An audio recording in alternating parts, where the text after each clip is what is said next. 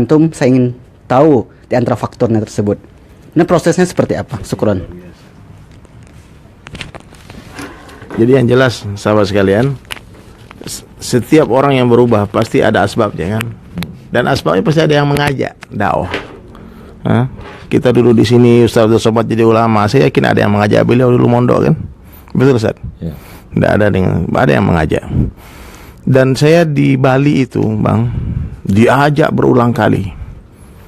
Dan orang yang sama nih, satu orang yang sama yang mengajak saya, teman saya di Bali itu, ada namanya Marwandi, Ridwan, ada yang namanya, banyak namanya lah, ada Mahdi. Itu dulunya orang-orang bandar narkoba dulunya. Dia dulunya anak pantai.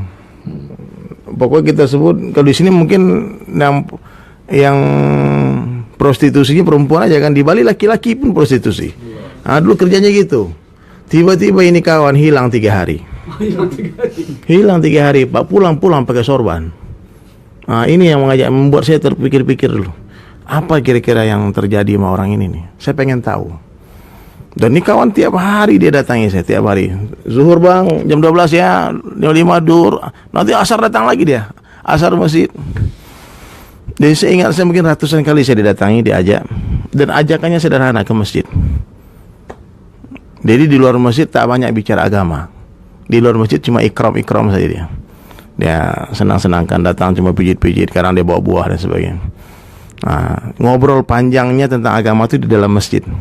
Memang beda bicara agama di dalam masjid dengan di luar masjid. 5 menit di dalam masjid itu beda, lebih baik mungkin daripada 2,5 jam di luar masjid. Karena suasana agama dalam masjid itu berubah.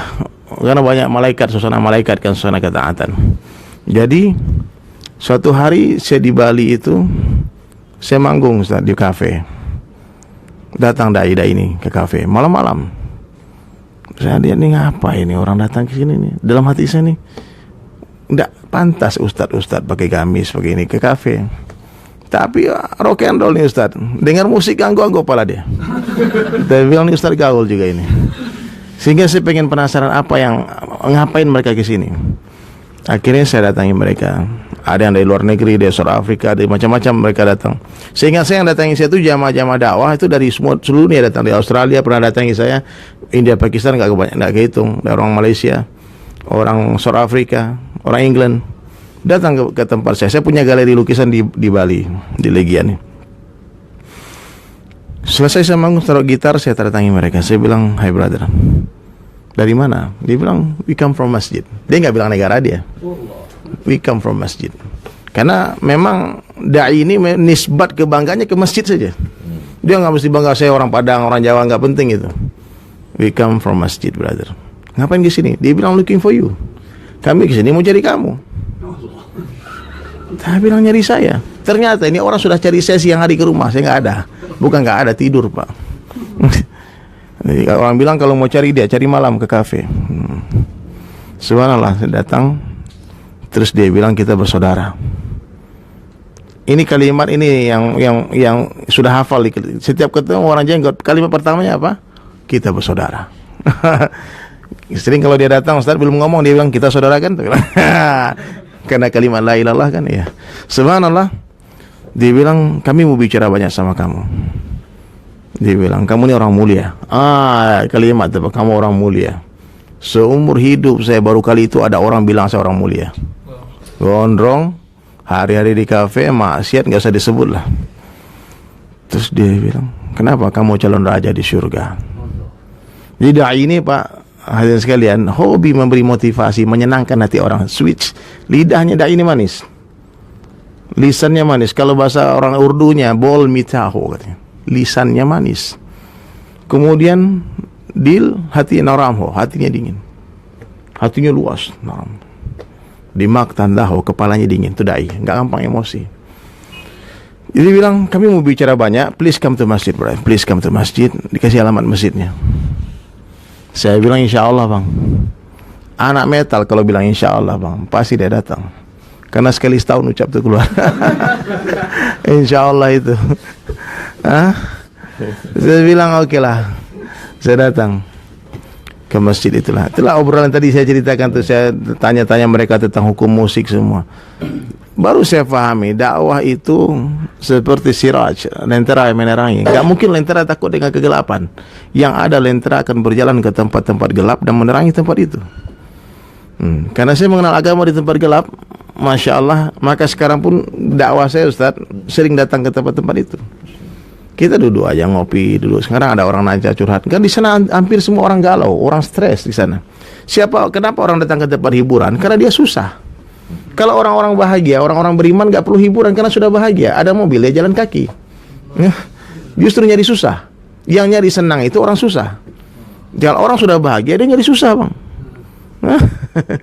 Maka bisnis terbesar di dunia hari ini bisnis entertain, hiburan.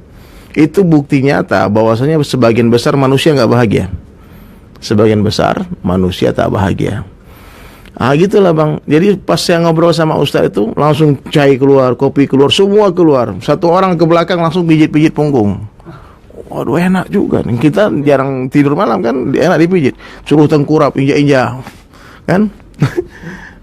Saya setiap kali mau pulang dibilang sebentar. Sini dulu sebentar. Tahu-tahu nggak sadar 3 hari di masjid. sebentar terus. Subhanallah, hadirin dirahmati Allah Subhanahu wa taala. 3 hari mata istirahat maksiat, telinga enggak dengar musik lagi. Lisan istirahat bicara kotor, hanya bicara kebesaran Allah, bicara tentang sunnah Nabi sallallahu alaihi wasallam. Salat berjamaah tanpa tertinggal takbiratul ula bersama imam 3 hari. Wudu terjaga. Kan dibilang kalau batal wudu lagi. Diurusin semua nih. Saya bilang saya ada kerjaan, urusin nanti cuti telepon. Minta izin kan bisa. Bilang sakit, ada masalah apalah, bohong-bohong dikit.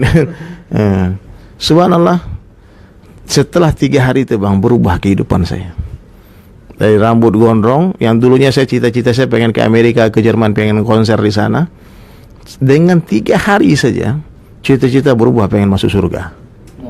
Nggak main-main.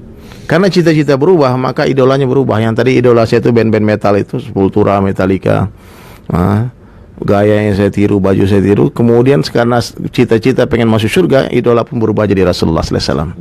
Saya tanyalah sama Ustaz, saya pengen masuk surga tapi tak pandai baca Al-Quran, ngaji sudah lupa caranya. Karena lama nggak ngaji dari Senawiyah, kemudian bertahun-tahun di Bali, betul-betul jauh dari ta'lim, dari ulama, dari tidak pernah buka Al-Quran, pegang Al-Quran pun tidak pernah. Subhanallah. Saya sholat Jumat aja, itu pun sekali 3 minggu. Karena kalau 3 kali berturut-turut kafir. Sekarang Jumatan, besok enggak. Jumatan lagi, subhanallah. Takut kafir juga kan. Ada iman sedikit, iman ada. Itu yang membuat Allah pilih hadirin mulia. Subhanallah. Ajib. 3 hari saya tanya sama Ustaz, gimana saya cara masuk surga caranya? Dia bilang, hidupkan sunnah saja der. Karena sunnah itu adalah Al-Quran. Akhlak Nabi itu Al-Quran. Jadi kalau kamu hidupkan sunnah tanpa sadar, meskipun kamu tak pandai, tak fasih baca Al-Quran, tanpa sadar kamu telah amalkan Al-Quran. Apa itu sunnah? Dimulai dari sunnah, sirahnya Nabi, kehidupan Nabi. Kalau mulai dari yang mudah-mudah dulu. Yang mudah apa? Perbaiki pakaian, inilah mudah. Kalau amalan mungkin susah. Kalau ini kan, kalau Ustaz Abdul Samad mau masuk surga banyak ilmunya, gampang. Ini faham. Kalau saya mau surga, ini ya sorban besar. Aku cinta Rasulullah. Ya, saya bilang, saya tanya mau Ustaz itu berapa panjang sorban Nabi? Kalau Ustaz bilang kan Nabi itu bersorban. Saya bilang berapa panjang sorban Nabi? Jadi ini sorban melekat di kepala saya sudah 17 tahun ya Pak. Dari tahun 2000. Pas 3 hari itu langsung pakai sorban. Orang semua Pak ketawa guling-guling lihat saya. Dipikir stres, dia orang gila ini. Kawan saya sampai taruhan berapa hari dia kuat. Alah, ada aja dari ini nih. Kopral pakai baju jenderal. Pokok dia aja ilmu gak ada pakai sorban. Tak bisa bodoh aja. Dulu saya maksiat aja gak malu. Pakai ikut-ikutan gaya orang kafir kan. Sekarang masa ikut Rasulullah malu. Dulu sebelum sini saya udah pakai jenggot Ustaz. Tapi niat saya ikut anak band itu. Kan ini nama amalu biniat. Kemudian tinggal perbaiki niat. Udah sekarang pakai jenggot ikut Rasulullah. Pakai gamis. Semua siwak mana, semua full sunnah. Stres no. Semua orang. Bapak saya dengar kabar saya pakai sorban, pakai jenggot di Bali, terbang langsung Pak, ketakutan. Jangan-jangan teroris ini, kan ada bom Bali kan. Bapak saya masih main metal, Pak. Itu bapak saya santai aja. Maksudnya dia nggak khawatir ketika saya hijrah itu. Kata apa? Papa saya bilang, taubat sih bagus nak, tapi ini kelewatan, kebablasan. Nggak gini-gini amat. Cobalah lihat buya-buya kita pakai teluk balango, pakai sarung, pakai topi kayak buya. Biasa-biasa aja lah. Ini kebablasan. Saya bilang, ya sudahlah Pak, doain aja. Saya bilang, doain aja. Saya terus doa sama Allah, ya Allah istiqomahkan ya Allah, istiqomahkan ya Allah, istiqomahkan ya Allah. Mulai itulah Ustaz, saya luangkan waktu setiap tahun belajar agama dengan cara khuruj. Saya 4 bulan setiap tahun. Itu belajar hijrah saya bang. Untuk mulai belajar agama, setahun atau 2000 mulai taubat. 2006 saya sudah khutbah Jumat di Bali. Udah mulai lagi bangkit. Udah bangkit batang terendam. Karena di Bali tak banyak ulama, tak banyak kiai, maka tiap tahun ada jadwal khutbah hari raya di Bali. Bukan ustaz, anak metal khutbah hari raya kan. Jadi ini saya fahami, ternyata memang kalau kita amalkan satu ilmu yang kita ketahui, nanti Allah Ta'ala bagi tahu ilmu yang tak kita ketahui, ilmu baru. Itu bang, jadi proses hijrah saya itu bertahap-tahap memang dengan cara itikaf di masjid itu. Dan saya bisa berikan ini Pak, statement kepada pemerintah. Kalau berani saja nih pemerintah, pertama Departemen Agama ataupun MUI, memfatwakan ini, semua laki-laki balik Muslim diwajibkan untuk itikaf 3 hari di masjid. Sekali saja seumur hidupnya, nggak apa-apa. 3 hari, jangan keluar masjid 3 hari.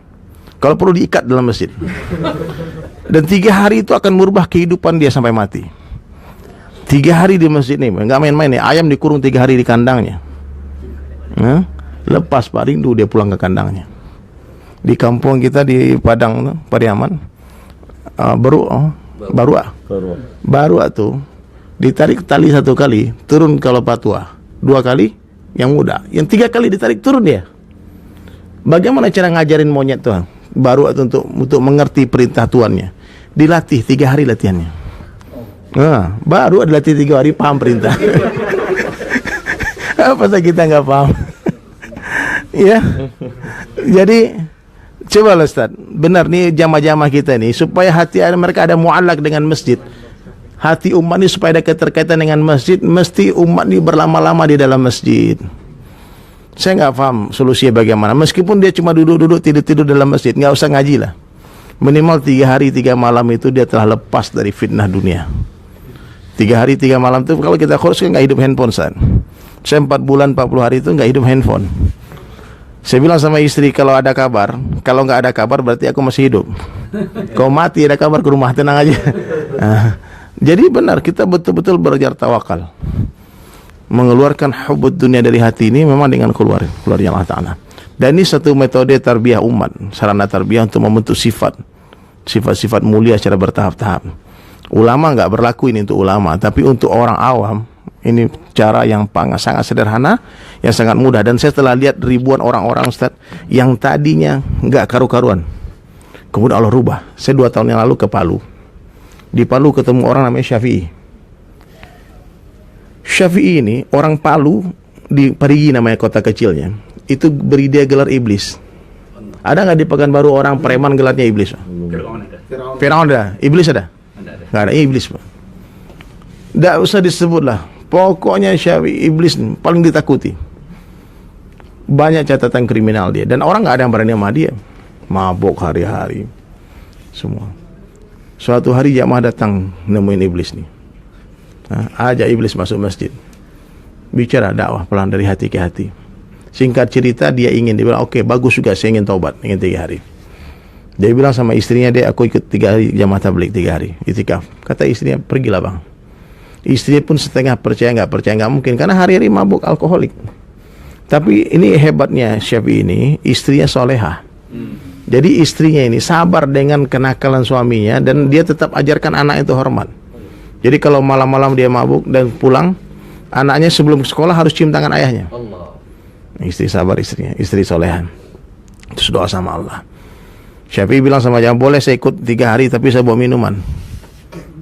Dibilang boleh, tapi abang jangan minum dalam masjid, minum di toilet. Dibawalah pakai tasnya dia minuman semua. Hari pertama dia gelisah, gemetaran dia kalau nggak minum itu, karena alkoholik kan. Hari kedua mulai tenang, hari ketiga menangis-nangis dapat hidayah. Jamaah kan suka dandanin orang. Udah ganti gamisnya dia, kasih ini, kasih zaitun, muka dia kasih cilak, kasih sabun. Jadi iblis tadi berubah 3 hari. Jadi kayak wali Allah dia pulang. Kata jamaah, abang pulang ke rumah minta maaf sama istri, nggak usah bawa bunga, tapi jadi bunga. Bawa ke rumah, tobat ya Allah, tobat. Mau berhenti lagi semua. Berarti 3 hari Allah mandikan dengan nur kalamullah dan nur sabda Nabi sallallahu alaihi wasallam. Itu Syafi'i. Subhanallah. Dia pulang ke rumah, dia rogoh kantongnya dari jalan, ada uang 3 ribuan. 3 ribu uang di kantong, dia beli kalau anggur, dapat berapa biji anggur, masukin kantong plastik. Orang selama perjalanan nggak kenal dia, karena berubah 3 hari kan, udah pakai jenggot, udah pakai sorban, pakai gamis. Sampai di rumah, ketuk pintu rumahnya. Assalamualaikum. Dengar istri, waalaikumsalam, kata istri. Istri keluar, istri tanya, cari siapa Ustaz? Istri tak kenal dia 3 hari Pak. 3 hari dia itikaf di Masjid Al-Rubah. Kata Syafi'i, astagfirullah, kamu gak kenal saya? Baru dengar suara suami dia, istri dia speechless, tidak bisa ngomong, mata berkaca-kaca, ya Allah. Kata Syafi'i, tutup matamu. Tutup mata. Kata apa-apa nih, kata istrinya. Tutup matamu sayang. Pas tutup matanya, dikeluarinlah anggur tadi, buka mulut, mau disuapin sama Syafi'i ke mulut istrinya. Dia bilang, maafin aku ya. Istri dia pegang tangan dia, dibilang, ya Allah, ini tangan yang hari-hari tampar aku, ya Allah, sekarang suapi aku anggur. Sekarang Syafi'i 3 orang anaknya hafiz 30 juz.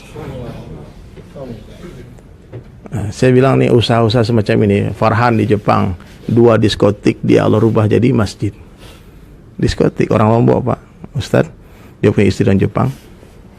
Jadi jutaan kisah-kisah inspiring nih Ustaz, antum menulis nih, boleh nanti referensi saya bisa kasihkan beberapa orang yang contoh-contoh Mutawai bin Taubat, orang-orang yang kisah hijrahnya tuh betul-betul bikin kita nangis, nggak kuat lihat bagaimana cara Allah berubah orang.